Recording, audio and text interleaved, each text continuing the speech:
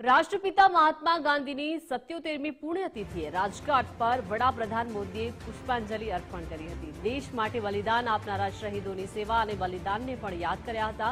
PM મોદીએ કહ્યું કે પૂજ્ય બાપુના આદર્શો આપણને વિકસિત ભારત બનાવવા માટે પ્રેરિત કરે છે।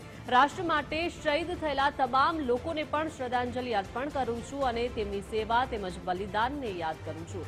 લોકસભા અધ્યક્ષ ઓમ બિરલા, રાજનાથસિંહ સહિત કેન્દ્રીય મંત્રીઓ, કોંગ્રેસ અધ્યક્ષ મલ્લિકાર્જુન ખડગે, રાહુલ ગાંધીએ પણ શ્રદ્ધાંજલિ આપી હતી। શહીદોના સેવાને બલિદાનને યાદ કરું છું તેવું પ્રધાનમંત્રીએ જણાવ્યું છે।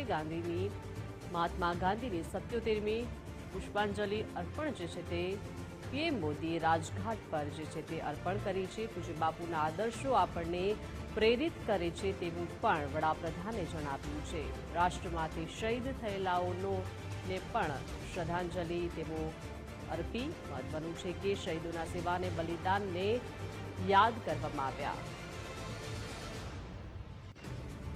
મહાત્મા ગાંધીની 77મી પુણ્યતિથિએ શ્રદ્ધાંજલિ આપવામાં આવી। રાજનાથસિંહ સહિતના કેન્દ્રીય મંત્રીઓ પણ રાજઘાટ પર જોવા મળ્યા। સાથે સાથે મલ્લિકાર્જુન ખડગે, રાહુલ ગાંધીએ પણ શ્રદ્ધાંજલિ જે છે તે બાપુને અર્પી હતી।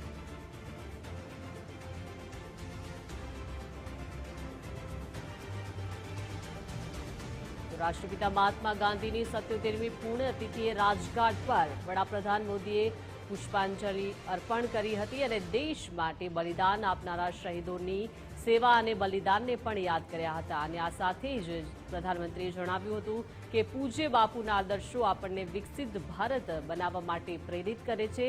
તેમના આદર્શો જે છે તેઓ આપણને વિકસિત ભારત બનાવવા માટે પ્રેરણા આપી રહ્યા છે। રાષ્ટ્ર માટે શહીદ થયેલા તમામ લોકોને પણ તેઓએ શ્રદ્ધાંજલિ અર્પણ કરી અને તેમની સેવા સાથે સાથે બલિદાનને પણ વડાપ્રધાને યાદ કર્યા।